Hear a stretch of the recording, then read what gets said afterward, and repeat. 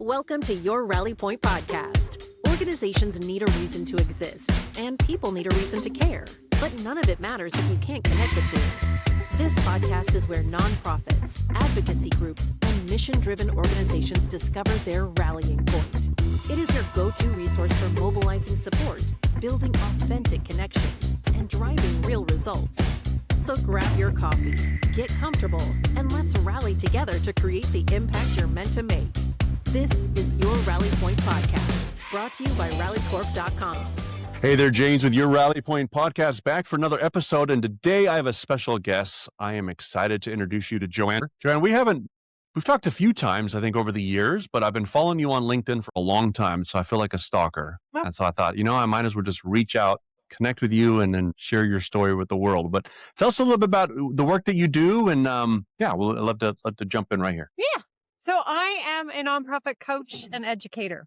That is my life mission, is to help, especially small nonprofits.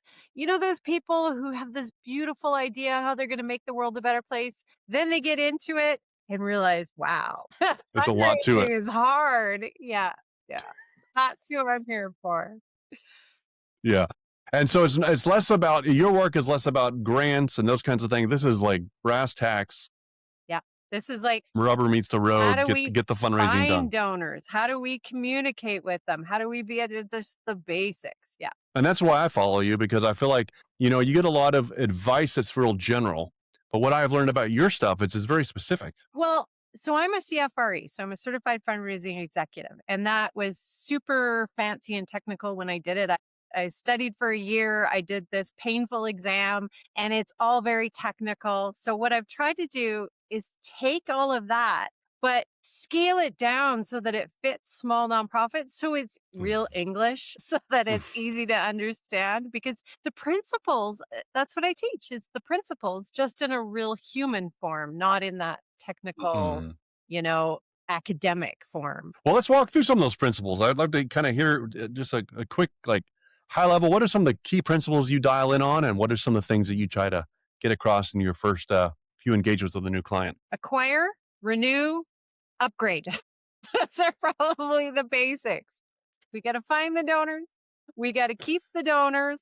And then how do we take those donors and build sort of a major gifts pipeline out of that? How are we going to upgrade them and get, engage them a little bit more? Well, I love that you went right for, of course, everybody's about acquire. Oh, they want more, but it's really about renewing and engaging the folks you already got, right? Yeah, no, exactly. And we do that through cultivation and stewardship. So what does that mean in a, plain English version? And it's just how we thank our donors, how we communicate with them and send them reports and update them, and how we recognize them. Do you feel like there's a particular theme that you run into? You mentioned smaller nonprofits. So I think first off, let's just define that. When you say smaller nonprofit, what does that mean exactly? Really, any nonprofit that's doing under, say, $250,000 a year. And most are doing under $50,000 a year. Okay. So small. Small. But mighty. Yes. Yeah. Okay. So you're doing less than 250,000 a year, closer maybe to 50,000 a year even. And you're really having to build that. Are you having to build a foundation at this point and get systems in place for the first time, or what does that typically look like at that size organization? Yeah, a lot of the nonprofits I talk to, again, are under 50,000, and they have no idea where to start. They're posting stuff on social media, or they're sending out sponsorship requests cold. They're applying for grants, but yet they haven't got the 3 years behind them. So they're really struggling, just kind of throwing spaghetti at the wall. Yeah. That's a good analogy, and seeing what sticks. Yeah. And listening to podcasts and watching YouTubes. That's right. And I subscribed to your YouTube channel. It was helpful. So one of the things I recall that you broke down very simply and in very simple English was just what does the first 90 days look like when you start a program? So I'd love to just kind of walk us through that and kind of how did that come about? It just seems so simple, but yet, like I said, mighty. Yeah. And it came from, so with the YouTube, I had a lot of small nonprofits reaching out to me for help. And in my working with them, we've just this 90-day process that naturally came about where, we need to start looking at who are all of the prospective donors. And I have tips and tricks around that. And Then we need to build that case for funding and incorporating, donor psychology into all of that. And I even pull in some neuromarketing. And then, okay, so now we got our donors and our case. Well, let's build a campaign that is going to be impactful for your donors, but also fit with your mission and then fit with your capacity. Because some can, like, I'm not going to recommend a golf tournament to a solo founder. Yeah. Yeah. Building a campaign around that can help us acquire new donors, and then from there put the systems in place to renew them and upgrade them so that they can begin to look as they grow at major gifts. Yeah. And it's really cultivating them and stewarding them up into a potential major gift program. So it's beyond just that first couple of donations. Is that right? Yes, exactly. It's a pipeline. That's why we call it a pipeline. We've got to, bring in these donors, nurture them, get them engaged and involved, and then move them up. Well, that's amazing. So I want to back up a little bit. Tell us about kind of your path, your journey to where you are today. Like, does someone just wake up one day and say, like, "This is what I'm doing," or like, how does it become that you do this kind of work? Well, I've told this story before. It's not a very flattering story. That's okay. We want real. Okay, so keep in mind, I was in my very, very early 20s. So, I was still very immature, but I was working at a corporate startup, and I got into an argument with the boss and ended up throwing my keys at him and crying, "I quit. I'm out of here." And then realized I didn't have a job. So my auntie, who was a very well-known fundraiser in my hometown, she said, "Come and work with me." And then that was it. From then on in, I love it. done. I was just done. Well, you know what? How many young founding nonprofits founders that you meet who just want to throw the keys at someone, maybe a board member, not a boss, but they just want to be like done. So you can relate on that level. Yeah, I can relate on that level. So that's amazing. So as you think about your journey in the organizations you've worked with over the years, what do you feel like has been your kind of like your aha moment? Like, is there things that you come across? You talk about making things simple, so that would be a given. But like, what do you feel like is your moment of like, okay, this is what I was meant to do? Yeah, I don't know. I think I've always felt like that. Right from the minute that I started working in the sector, I fell in love with it. It was that very first position that I had with my aunt. I got to meet the parents of kids with special needs for the camp that she was working with. And then to hear Yeah. them, because, we're always supporting the kids, but what about the parents, the divorce rate, the stress, the caregiver burnout, everything they go Yeah. through? I was hooked. I was just hooked. Yeah. I love it. So and then at that moment you realize there's a group of folks out there that need this kind of work that just need the basics. And it's amazing. Good for you. Do you feel like it comes natural as a teacher, as because I would imagine you're with your clients that you're working with, you're having to convey a lot of big ideas, but then you're also having to roll up your sleeves and do the work, right? Because it's my understanding of the kind of consultant that you are. You're not just giving them like a 5-page plan and then leaving. You're actually helping them get the project done, right? No. As a businesswoman, I'm terrible because I tend to bonus coaching sessions, grab things and say, well, just let me do this. It'll take me a few minutes. So yeah, it is quite intense. So to answer your question, does it come naturally? I don't know. You'd have to ask my students. I think so. Mhm. I think so. Yeah. Well, I've seen your videos, so I know the answer to that. The answer is yes. It comes natural. You're a teacher at heart. And I think you have to be, because I think as you're working with organizations that don't have a lot of resources, it's not like they can hand it off to 4 or 5 different people, right? It's not like they have a department for development. Like, they are the department. Yeah, and they're so overwhelmed. They're doing everything. So I had one student, actually, it was so frustrating to watch him try to set up his website that I just did his website. Yeah. It really didn't take me that long. I love it. That's so funny. Yeah, you're right. That I fall victim to that sometimes. But it's kind of at the end of the day, we care about people's success. It's not they're a person more than they are like a paycheck or something, right? Like, you care about their success. Yeah. What are some of the when you think about in the nonprofit arena, like I'm a big believer in like retention. I think we go I think everybody wants to go out and get like new donors. And yes, we need new donors. Acquisition is a big part of that strategy. But we have so many relationships that we've already formed At your stage, with the organizations that are just getting started, is that the case, or is it really more about acquiring For new donors? Like, what do you feel like? Yeah, where do you kind of bend on that? Yeah, for most of the students that I work with, really it's about bringing in the donors, but I always make sure they understand how important it is to retain the donors. So before we launch Hmm. any campaigns or do anything, I make sure that they have a system in place to be able to thank and to report back to and acknowledge the donors that they are going to bring in. I want to make sure they have that process. Hmm. Yeah, so you kind of build it first. I do. Yeah. It's because it's so Mhm. important. Well, what is the retention rate nowadays? I know we want to shoot for at least 60, but I think it's pretty bad, like 30 or Mhm. 40% for some. Yeah. Yeah, 30 is the number I've heard. Yeah. Yeah, which is why I kind of harp on it because I feel like if we could just move the needle a little bit on that, it would be a big deal. Yeah. Yeah. I was working with one organization that their retention rate was terrible and they wanted to launch a capital campaign. So Yeah. how are you going to do that if your retention rates are so low? And it's amazing by just scheduling out impact reports and then writing amazing thank you emails for the automated donations. But I also told them or suggested, sorry, I don't tell anyone to do anything, but suggested just make thank you calls. It doesn't take that long. Pick up the phone. You'll get to know your donors a little bit better. So that will help you write better materials and plan better fundraising campaigns. So Yeah.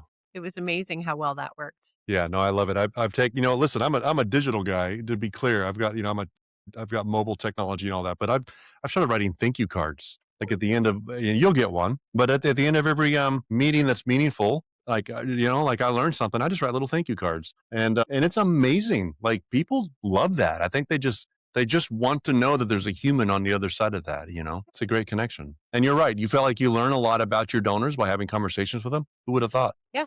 Who'd have thunk? Who would have thunk? So your students. So let's talk about, yeah. So you mentioned students. I know you've got some courses that you offer. So walk us through a little bit about the kind of work that you do and what does a typical engagement look like? It really depends on the nonprofit and what level of support they want. I mean, I have my full VIP coaching package where basically I am Mhm. their partner. I am in it with them. It's one-on-one coaching, group coaching, the training, the material review, everything, right Mhm. down to just the training. Just start with Mhm. the training, see how that goes. You can always upgrade to group coaching or the personal coaching later on. So you just try to get people in and just to take the course and see what do you cover in like a course typically? What is a good starting That point? is my full 90-day process for how to everything, Mhm. finding donors, developing your case, the campaigns, the major gifts, I even go into Mhm. nonprofit management and board development and all of the Mhm. policies you need. It's pretty comprehensive. I Mhm. personally think it's the most comprehensive program, but I might be biased. A little biased, but it's okay. You could be biased. You wouldn't have put it together if you didn't believe in it. Yeah. I like it. Yeah. Yeah.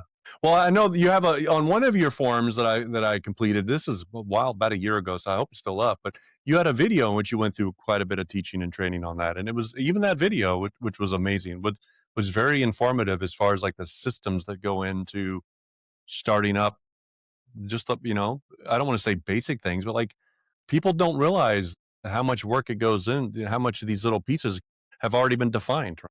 You don't have to reinvent the wheel on it. Yeah, I should have had my old CFRE and AFP books out and everything. They are so thick. There truly is a skill. There's technical pieces behind fundraising, and if we just understand Mhm. those technical pieces, then we can be a little bit more competitive because it's very competitive out Mhm. there. And just winging it doesn't work. Yeah. Well, one of the things I like to tell my clients is that there's hard work. You'll eventually figure it out because you're smart. There's guesswork, which that's a strategy, or there's a framework. And it sounds like you've taken these big ideas and you've built it into a framework that people can take it, especially if they're resource constrained. Is that right? Exactly, especially if they're resource constrained. Yeah. If you could get one message across, and there's a lot of folks that do listen to the podcast that may be a smaller size when they may have perked up and you said 50, 100,000. I'm thinking of one conversation I just had recently with someone and they were sweet, amazing people, just a husband and wife team, really passionate about what they're doing, but they didn't know what they didn't know until they got into this thing. So they're like, wow, what are we actually doing here? What do you feel like? What would you want to say to those folks? Like, what is it that you would, yeah, what would you want to say to them? Probably want to say, well, one, amazing. We need more people like that in the world that are so heart led and that want to help. But I would say just learn enough about fundraising to make you dangerous in Yeah. terms of being competitive. Right. Just learn and don't stop learning. It's like myself. If I'm Facebook ads, right? I had to learn Mm. Facebook ads to help advertise for my business. And I dove in and learned everything I could because of exactly what you said. There's hard work, guesswork, and then frameworks. And Mm. once you have the frameworks, you're so much further ahead. Yeah, I love that. And one of the things I love about your teaching style, Joanne, is that you're very, I'm beside you and I walk with you. I'm not just gonna lecture from the whiteboard and then you're off to the, good luck. It really is about community and belonging and having someone in your corner. So, and I think people need to hear that. They don't have to go at it alone. Like this is not, you don't grow in a vacuum, right? No, no. And I think that's how I started in fundraising with my aunt and how she introduced me to my colleagues and how my colleagues Mm. welcome me and were always there and supportive of me. And we had a mentorship program through one of the professional associations that so I was always taught to share, play well in the sandbox, support one another. Mhm. So I get emotionally invested with our students. And I'm picky too. Not everybody can be part of the program. I do keep it very small and for that reason. Intimate, yeah. That's amazing. Well, no, I appreciate that. And I think people are big and you said big-hearted. That's a good word. Are big-hearted. They have clarity on what they're about. Their vision is strong. They've got, maybe a solid mission, but maybe articulating that is not as clear. Maybe it makes more sense in their head than it does in reality. But just the systems to follow up with people to make sure that the people that donate or that could donate are aware of why you exist and how they can participate, right? Yeah. Or, and I want to mention this, or they're using AI to help them develop their mission statement or Yeah. their strategy. Or, I mean, I'm like you. I love technology. I'm all about AI and technology, but I've been seeing a lot of nonprofits lately use it incorrectly. So that's my one. Yeah, yeah, give us an example. Yeah. Well, I had one student build out her entire strategy using AI. And when we went through it, I was able to show her, okay, this doesn't even fit your mission. This is unethical. This is, so it just wasn't giving her the right framework.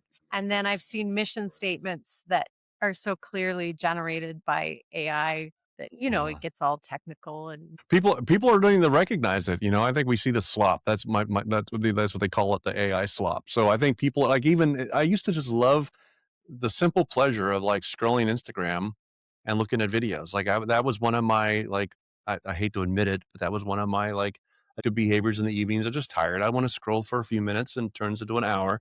I don't do it anymore because I can't tell what's real. I know. Like it just sucks. It's not any good. Yeah.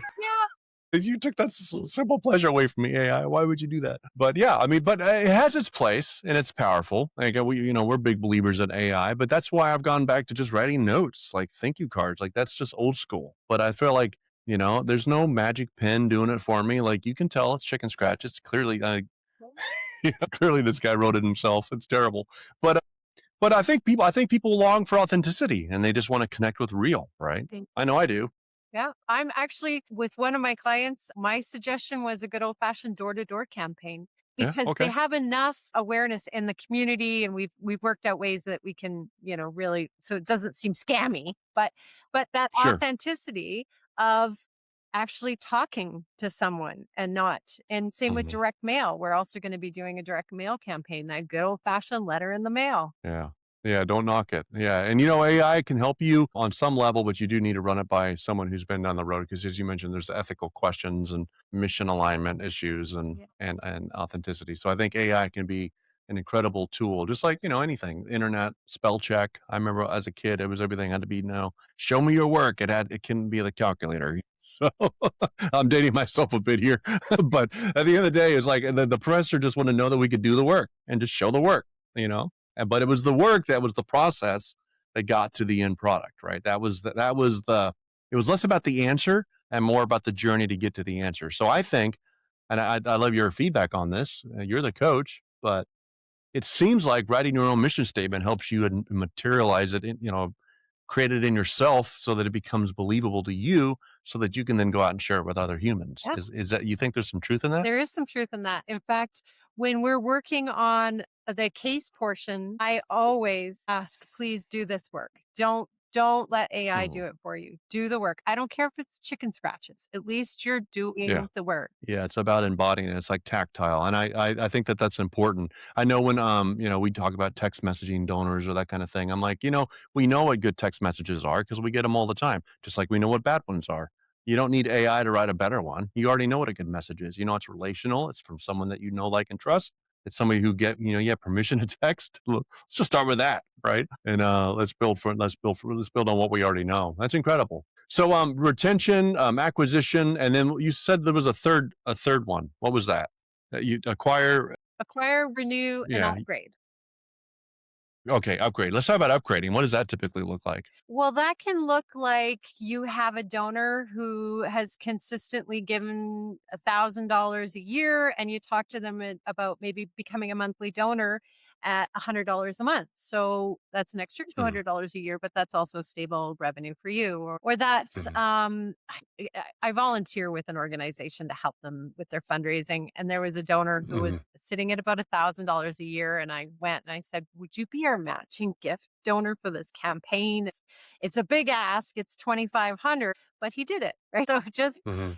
helping them engage them to a deeper commitment. Yeah, it's recognizing that they're giving you signals that they care about the cause, they're consistent, and they may or may not have capacity. It's less about the capacity and more about just the willingness to have the conversation. Yeah. Yeah. With this same Yeah. organization, hoping to hear back soon, I asked a donor who typically gives 30,000 for 120,000. It was a big one. It was a big one. But I love it. I've got that good solid relationship and they know the Yeah. impact and they really understand it. So Well, the surest way to get to a no is not to even ask. So, was that old saying, you lose, you miss 100% of the shots you don't take. So you got to take the shot, right? to take the shot. Yeah. Yeah. It's a very Got to, specific thing I good want for them you. to do. And uh Yeah. they made a good case for it. We'll see. I don't know. So my question is, did you have sweaty palms when you went into that meeting or were you like, nah, I got this? Like Oh, I what was cried. your confidence level like? Good. I was hoping that was the answer. So good.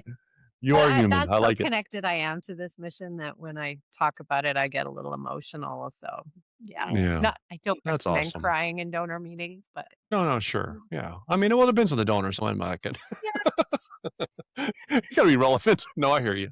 No, no, it's good. I think it's the humanity, and I think at the end of the day, it's about believing in the mission and doing that uncomfortable, being just a little uncomfortable. it is uncomfortable. That's probably one of the big things that I hear from a lot of the people that I work with is they're uncomfortable making that ask. And again, Hmm. there's a framework around it. There is a 6-step Hmm. process that works for making the ask. So when you can just follow the process. I think you're in this line of work because you're big-hearted. You care about people, you care about causes, people, pets, environment, whatever that is. But you care, and you're enabling people to care with you, and that's a gift, and I don't think we should take that for granted. So that's awesome. Well, I will post information about you and how they can find you in the notes, but it's causespecialist.ca. Yep. And then, of course, you're on LinkedIn, so find you there. But yeah, yeah, I love it. That you've been very approachable, and I appreciate you giving me some advice along the way, and been fun to follow your journey and learn from you. So thank you for that.